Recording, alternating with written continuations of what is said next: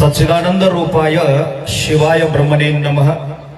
ತ್ರಿಕಾಲವಂದ್ಯರು ಪೂಜ್ಯರು ಆದ ನನ್ನ ಅಂತರಂಗದ ಸದ್ಗುರು ಸುಕ್ಷೇತ್ರ ಇಂಚಗೇರಿ ಮಠದ ಸದ್ಗುರುಗಳಾದ ಸದ್ಗುರು ಸಮರ್ಥ ಬಹುಸಾಯಿ ಮಹಾರಾಜರನ್ನ ಹೃದಯ ಮಂದಿರದಲ್ಲಿ ಧ್ಯಾನಿಸಿಕೊಂಡು ಭಕ್ತಿ ಮುಕ್ತಿಯ ಪುಣ್ಯಕ್ಷೇತ್ರವಾಗಿರತಕ್ಕಂಥ ಕಡನಿ ಗ್ರಾಮದಲ್ಲಿ ಭೋಗಲಿಂಗೇಶ್ವರ ಜಾತ್ರಾ ಮಹೋತ್ಸವದ ನಿಮಿತ್ತವಾಗಿ ಸಾಮೂಹಿಕ ವಿವಾಹ ಕಾರ್ಯಕ್ರಮ ಅತ್ಯಂತ ಸರಳತೆಯ ಸಜ್ಜನ ರಾಜಕಾರಣಿಗಳಾಗಿರ್ತಕ್ಕಂಥ ದಿವಂಗತ MC ಮನಗುಳಿಯವರ ಪ್ರತಿಷ್ಠಾನದ ವತಿಯಿಂದ ಈ ಭಾಗದ ಅಪರೂಪದ ರಾಜಕಾರಣಿಗಳು ಸಹೋದರ ಮಿತ್ರರಾಗಿರ್ತಕ್ಕಂಥ ಆತ್ಮೀಯರಾದ ಅಶೋಕ್ ಮನಗುಳಿಯವರು ಸಿಂದಗಿ ಮತಕ್ಷೇತ್ರದ ಜನಪ್ರಿಯ ಶಾಸಕರು ಇವರ ಅಧ್ಯಕ್ಷತೆಯಲ್ಲಿ ಹಮ್ಮಿಕೊಂಡಿರುವ ಈ ಸಾಮೂಹಿಕ ವಿವಾಹ ಕಾರ್ಯಕ್ರಮದ ಧರ್ಮಸಭೆಯ ದಿವ್ಯ ಸಾನ್ನಿಧ್ಯ ವಹಿಸಿಕೊಂಡಿರ್ತಕ್ಕಂಥವರು ನಾಡು ಕಂಡ ಅಪರೂಪದ ಪರಮ ಪೂಜ್ಯರು ಶ್ರೀಮನ್ ಮಹಾರಾಜ ನಿರಂಜನ ಜಗದ್ಗುರು ಫಕೀರ ದಿಂಗಾಲೇಶ್ವರ ಮಹಾಸ್ವಾಮೀಜಿಗಳ ದಿವ್ಯ ಚರಣಕ್ಕೆ ಅನಂತ ಕೋಟಿ ಭಕ್ತಿಯ ಪ್ರಣಾಮಗಳನ್ನು ಸಲ್ಲಿಸ್ತಾ ಅದೇ ರೀತಿಯಾಗಿ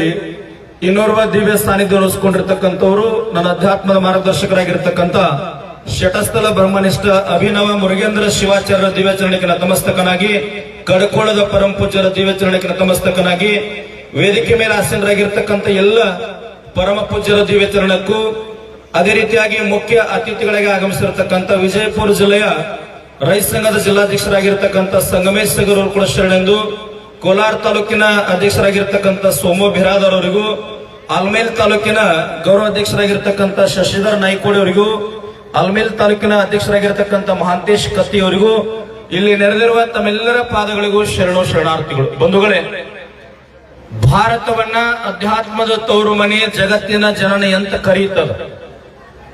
ಒಂದು ಸಣ್ಣ ಉದಾಹರಣೆ ಮೂಲಕ ನನ್ನ ಮಾತನ್ನ ಪ್ರಾರಂಭ ಮಾಡ್ತೇನೆ.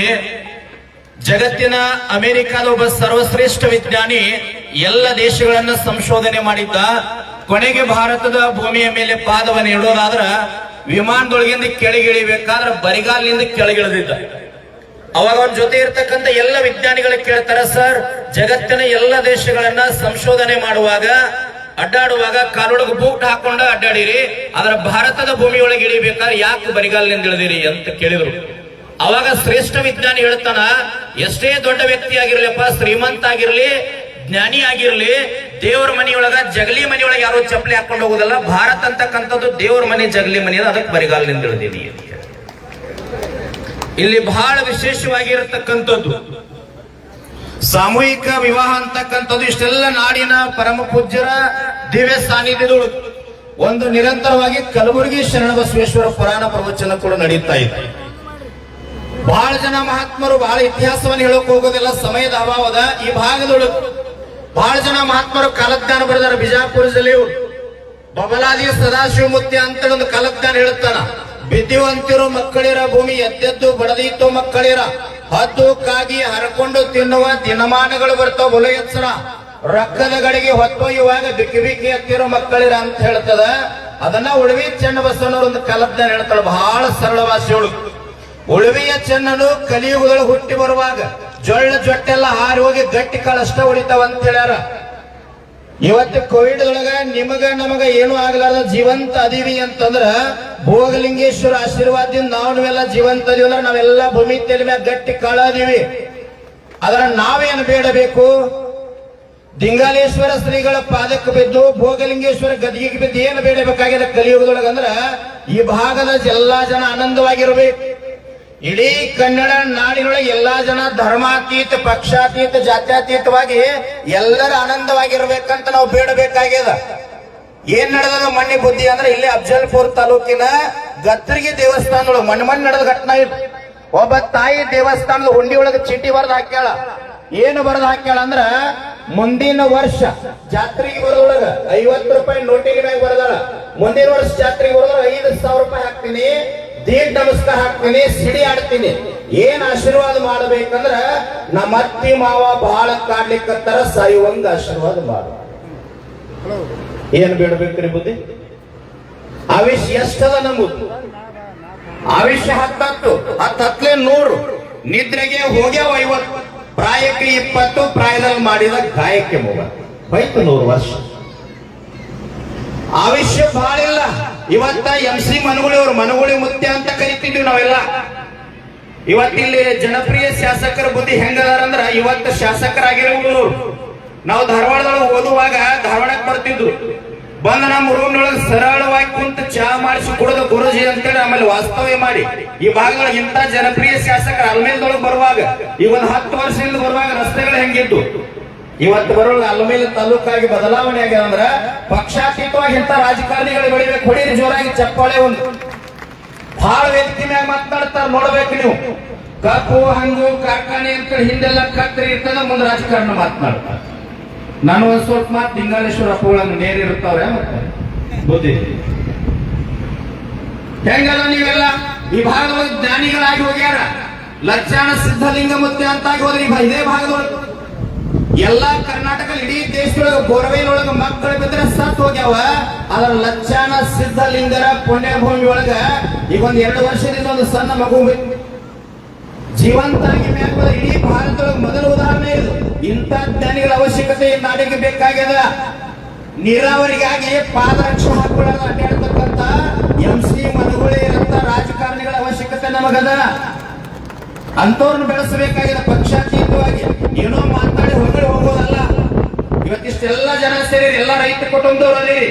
ಬಾಯೊಳಗೆ ಒಂದು ತುತ್ತು ಅನ್ನ ಹಾಕಬೇಕಾದ್ರ ನೀವು ಭಗವಂತಿಗೆ ಏನು ಬೇಡ್ಕೊಂಡು ತುತ್ತು ಹಾಕ್ರಿ ಅಂದ್ರ ಯಾವ ರೈತನ ಭೂಮಿಯೊಳಗ ಬೆವರ ಸುರಿಸಿ ರೈತ ದುಡ್ದಾರಲ್ಲ ಆ ಅನ್ನ ನನ್ನ ತಟ್ಟಿಯೊಳಗೆ ಬಂದದಲ್ಲ, ಆ ರೈತನ ಕುಟುಂಬ ಹೆಂಡತಿ ಮಕ್ಕಳು ಅಣ್ಣ ತಮ್ಮ ಎಂದೂ ಕೂಡ ಬಡತನದೊಳಗ ಸಾಲದೊಳಗ ನರಳುವಂಗ ಆಗದೆ ಇರ್ಲಿ ಅಂತ ಭಗವಂತಗೆ ಬೇಡ್ಕೊಂಡು ಬಾಯಿಗೆ ತುತ್ತು ಹಾಕ್ರಿ. ಅವಾಗ ರೈತ ಉದ್ಧಾರ ಆಗ್ಲಿಕ್ಕೆ ಸಾಧ್ಯ ಅದ. ಇವತ್ತು ನೀವು ಮನೆಗೆ ಬಂದಿರ್ತಾರೆ ಯಾರೇ ಮಠಾಧೀಶರು ರಾಜಕಾರಣಿಗಳು ಬಂದ್ರೆ 4 ಜನ ಮಕ್ಕಳು ಇರ್ತಾರೆ. ಹೆಂಗ ಪರಿಚಯ ಮಾಡಿಸ್ತೀರಿ? ಒಬ್ಬ ಡಾಕ್ಟರ್ ಅದಾನ್ರಿ, ಇಂಜಿನಿಯರ್ ಅದಾನ, ಇನ್ನೊಬ್ಬ ಪೊಲೀಸ್ ಅದಾನ, ಹೊಲದಾಗ ಕೆಲಸ ಮಾಡೋ ಅದಾನ ಬಿಡ್ರಿ ಅಂತೀರಿ. ಹಂಗನ್ ಬೇಡ್ರಿ. ಮ್ಯಾಗ ಧರ್ಮ ಜಾತಿ ಮತ ಪಂಥ ಪಕ್ಷ ದೊಡ್ಡವ ಸಣವಣ್ಣದ ಭೂಮಿ ತಾಯಿ ಮಡಿಯೊಳಗ ಬೆವರು ಸುರೇಶ್ ಅನ್ನವನ್ನ ದುಡಿದು ಜಗತ್ತನ್ನ ಜೀವಂತಿಟ್ಟಿರ್ತಕ್ಕಂಥ ಶ್ರೇಷ್ಠ ರೈತ ನನ್ನ ಮಗ ಅಂತ ಅಭಿಮಾನ್ಯ ಪರಿಚಯ ಮಾಡಿಸ್ತಾರೆ ಮ್ಯಾಗ. ಅವಾಗ ರೈತ ಉದ್ಧಾರ ಆಗ್ಲಿಕ್ಕೆ ಸಾಧ್ಯ ಅದ. ಬುದ್ಧಿ ಮಣ್ಣವ್ರು ಸಿದ್ದರಾಮಯ್ಯವ್ರಿಗೆ ಮನವಿ ಕೊಟ್ಟಿವಿ, ನಮ್ಮ ಶಾಸಕರ ಸಹಕಾರ ಕೊಡ್ತಾರೆ. ಏನ್ ಕೊಟ್ಟಿವಿ ಅಂದ್ರ ಇಲ್ಲಿ ಪೊಲೀಸ್ ಅಧಿಕಾರಿಗಳೆಲ್ಲ ನಿಂತಾರ. ಎಲ್ಲರೂ ನಮ್ಮ ರೈತರ ಮಕ್ಕಳ. ಅವ್ರಿಗೆ 60 ವರ್ಷ ಆದ ನಂತರ ಪೆನ್ಷನ್ ಬರ್ತದ. ನಾವು ಸಿದ್ದರಾಮಯ್ಯ ಸಾಹೇಬ್ ಏನ್ ಮನವಿ ಕೊಟ್ಟಿವಿ ಅಂದ್ರ 60 ವರ್ಷ ಆಗಿರ್ತಕ್ಕಂಥ 31 ಜಿಲ್ಲೆಯೊಳಗಿರ್ತಕ್ಕಂಥ ಗಂಡ ಹೆಂಡತಿ ಇರ್ತಕ್ಕಂಥ ರೈತ ಕುಟುಂಬಕ್ಕೆ ಒಂದ್ ತಿಂಗಳಿಗೆ 10,000 ರೂಪಾಯಿ ಪೆನ್ಷನ್ ಕೊಡ್ಬೇಕಂತ ನಾವು ಕೊಟ್ಟಿವಿ. ಶಾಸಕರು ಅದರ ಬಗ್ಗೆ ಸ್ವಲ್ಪ ಧ್ವನಿ ಎತ್ತಬೇಕು. ಯಾಕಂದ್ರೆ ಬುದ್ಧಿ ಬೇಕಲ್ಲ ರೈತರ ವಯಸ್ಸಾದ ನಂತರ. ಅದಕ್ಕಾಗಿ ರೈತ ಉದ್ಧಾರ ಆದ್ರೆ ಜಗತ್ತು ಉದ್ಧಾರ ಆಗ್ತದ. ರೈತರ ಬಗ್ಗೆ ನಾಡಿನೊಳಗೆ ಹಲವಾರು ರಾಜಕಾರಣಿಗಳು ಮಾತನಾಡ್ತಾರೆ. ಆದ್ರೆ ನಮ್ಮ ಭಾಗದ ಶಾಸಕರು ರೈತರ ಬಗ್ಗೆ, ಕಾರ್ಮಿಕರ ಬಗ್ಗೆ, ಬಿದ್ದವರ ಬಗ್ಗೆ, ಶ್ರಮಿಕರ ಬಗ್ಗೆ ಮಾತನಾಡ್ತಕ್ಕಂಥ ರಾಜಕಾರಣಿಗಳದಾರ. ಇದು ಸಾಮೂಹಿಕ ಮದುವೆ ಕಾರ್ಯಕ್ರಮದ ಕೊನೆಯದಾಗ ಒಂದು ಮಾತನಾಡಿ ನನ್ನ ಮಾತು ಮುಗಿಸ್ತೀನಿ. ಇದು ಬದುಕಂದ್ರ ರಿಲೇ ಆಟ ಇದ್ದಂಗದ. ಯಾವಾಗ ಎದ್ದು ಹೋಗ್ತದ ಗೊತ್ತಿಲ್ಲ. ನಮ್ಮ ಬದುಕು ಎದಕ್ಕಾಗಿ ಆಗಬೇಕಂದ್ರ ಈ ನಾಡಿನೊಳಗೆ ದೊಡ್ಡ ಮಠಾಧೀಶರನ್ನ ಬಿಟ್ಟಿಲ್ಲ, ಬಹಳ ದೊಡ್ಡ ಶ್ರೀಮಂತರನ್ನ ಬಿಟ್ಟಿಲ್ಲ. ಬಹಳ ಅಧಿಕಾರದ 1000 ಎಕರೆ ಭೂಮಿ ಉದ್ಧಾರದ ಅಂದ್ರೆ ಕೋವಿಡ್ಗಳಿಗೂ ಬಿಟ್ಟಿಲ್ಲ ಭಗವಂತ. ಇಷ್ಟೆಲ್ಲದರೊಳಗೂ ನಾವು ಜೀವಂತದೀವಿ ಉಳಿದೀವಿ ಅಂದ್ರ ನಮ್ಮ ಸೇವಾ, ನಮ್ಮ ಬದುಕು, ನಮ್ಮ ಅಧಿಕಾರ ಇದಕ್ಕಾಗಬೇಕಂತಂದ್ರ ನಾಡಿನ ಮಠಾಧೀಶರು ಸೇವಾ ಮಾಡುವ ಸಲುವಾಗಿ, ಸೈನಿಕರ ಸೇವಾ ಮಾಡುವ ಸಲುವಾಗಿ, ಜಗತ್ತಿಗೆ ಅನ್ನ ಹಾಕಿ ಜೀವಂತಿಟ್ಟಿರ್ತಕ್ಕಂಥ ರೈತನ ಸೇವಾ ಮಾಡುವ ಸಲುವಾಗಿ ನಮ್ಮ ಬದುಕು ಸಾರ್ಥಕತೆ ಆಗಬೇಕು. ಬದುಕು ರಿಲೇ ಆಟಿದ್ದಂಗದ, ಬಹಳ ಮಾಡುವಂಗಿಲ್ಲ. ಇವತ್ತು ಮನೆಗೆ ಬಂದಿರತಕ್ಕಂಥ ಹೆಣ್ಮಗಳು ನಾಳೆ ಅತ್ತೆ ಆಗ್ತಾಳ. ಅದರ ಬದುಕು ರಿಲೇ ಆಟದ ಕಳ್ಕೋಬಾರ್ದು. ಇದು ಸೇವಾ ಮಾಡೋ ಸಲುವಾಗಿ ಆಗಬೇಕು. ಗಡಣಿ ಅಂತ ಗ್ರಾಮಕ್ಕೆ 2 ಜನ ಅಕ್ಕ ತಂಗಿಯರನ್ನು ಒಂದೇ ಮನೆಗೆ ಮದುವೆ ಮಾಡಿಕೊಟ್ಟಿದ್ರು. ಅತ್ತಿ ಬಹಳ ಗಟ್ಟಿ ಮುಟ್ಟಿದ್ರು. ಸೊಸೇಂದ್ರ ಇದ್ರು, ಚಾಪಿ ಮ್ಯಾಗ ಕುಂತ ಕಾಲ್ ಒತ್ತಾ ಇದ್ರು. ಅತ್ತಿ ಕಾಟದ ಮ್ಯಾಗ ಕುಂತಿದ್ರು. ಅತ್ತಿ ತಲೆಯೊಳಗೆ ಒಂದು ವಿಚಾರ ಬರ್ತದ. ಇಬ್ರು ಸೊಸೇಂದ್ರ ಹೊಸದಾಗಿ ಬಂದಾರ, ಒಂದಿಷ್ಟು ಪರೀಕ್ಷೆ ಮಾಡುವಂತ ಭಾವ ಬರುತ್ತೆ. ಅತ್ತಿ ಅಂತಾಳ, ನಾನು ಕಾಟದ ಮ್ಯಾಗ ಕುಂತೀನಿ, ಇಬ್ರು ಚಾಪಿ ಮ್ಯಾಗ ಕುಂತೀರಿ. ಒಂದ್ ವೇಳೆ ನಾನಾ ಚಾಪಿ ಮ್ಯಾಗ ಕುಂತ್ರ ನೀವು ಇಬ್ರು ಎಲ್ಲಿ ಕುಂಡಿರ್ತೀರಿ ಅಂತ ಕೇಳಿದ್ರು.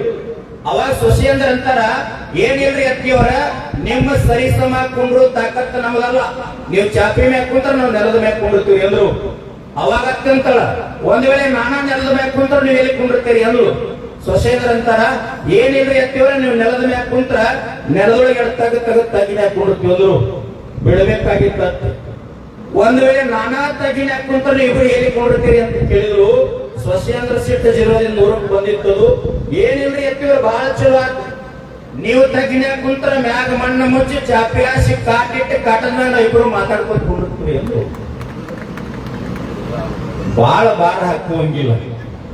ಅನಿತ್ಯಂ ಭಾಷಾರೂಪಂ ಜೀವಿತಂ ದ್ರವ್ಯ ಸಂಚಯ ಕಾರ್ಯದುಷ್ಟ ಸಂವಾಸೋ ಗ್ರದೈತ ತತ್ರಣ ಪಡೆದ.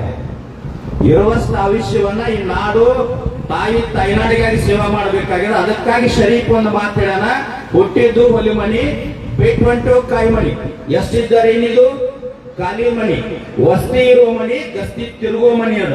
ಇದನ್ನ ಶವದ ಮನಿ ಮಾಡ್ಕೊಳ್ಳಾರ ಶಿವನ ಮನಿ ಮಾಡಿಕೊಂಡು ಮಹಾತ್ಮನ ಸೇವೆಯನ್ನ ಮಾಡ್ತಾ ದಂಪತಿಗಳಿಗೆ ಒಂದು ಮಾತನ್ನು ಹೇಳ್ತೀನಿ, ಏನ್ ಆಶೀರ್ವಾದ ನಾವು ಮಾಡ್ಬೇಕಾಗಿದೆ ಎಲ್ಲಾರಂದ್ರ ಆ ದಂಪತಿಗಳ 100 ವರ್ಷ ಅಧ್ಯಾತ್ಮದ ತಳಹದಿ ಮ್ಯಾಗ ಆನಂದವಾಗಿರ್ಲಿ.